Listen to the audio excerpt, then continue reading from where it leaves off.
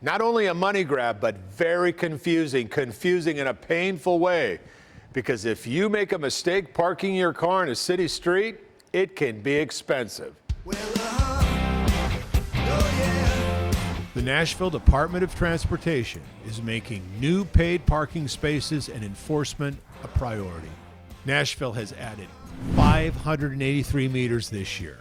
The old days of free parking after 6 p.m. gone. 6 a.m. to midnight for some, 24 hours for the rest.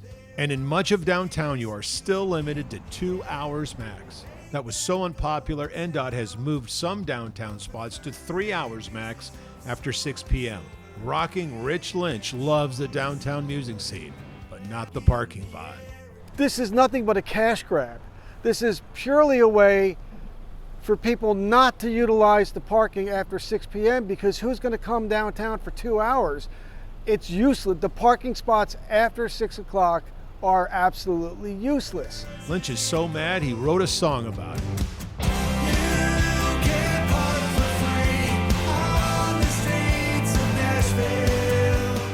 Lynch's complaints echo down at the Parking and Traffic Commission meeting.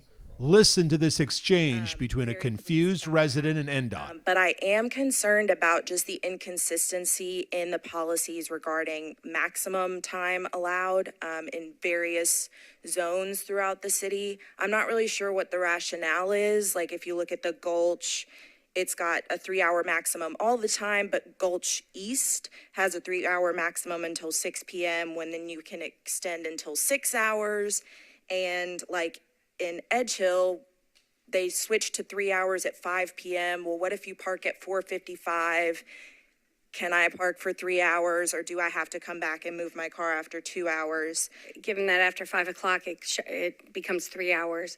She could have fed for a half an hour for the 30 minutes, and then at 3 o'clock she could have gone for it. It'll allow her to park up for a max of 3 hours after 5 o'clock, no matter what. So with her pulling in and just seeing that it changed from 2 hours to 3 hours, she could have still done it and then upgraded it or added time through her phone or through a text. So yes, ma'am, we did set that up. So there are the opportunities to use the app, the phone, a text to actually add additional time. You can listen, but do you understand it? We could probably count how many no parking signs are on that curb over there. They're every 10 feet. And here, there's no parking signs. Downtown resident Josh Cloud has his own questions. He lives in an area soon to be called South Bank, 5 complexes with a beautiful view of downtown and brand new parking issues, thanks to NDOT. This is people's homes. We're trying to make it work. This is where we park our vehicle to get from point A to point B. We're not trying to break the law down here. We're just trying to figure out where we can and cannot park. To live. Yeah, to live downtown. Here's an example. Look at this curb. There's no marking. There's no parking sign. There's no towing sign. But guess what? This is not only a ticket here, you get towed here. Here's another one. Cloud says many cars have been ticketed where this red truck is now parked. Clearly the space in front of that is handicapped. But isn't this a second space? And this looks like 2 spots. A spot here and a spot here. Josh Cloud actually asked an NDOT official to walk the neighborhood with him and explain the inconsistencies.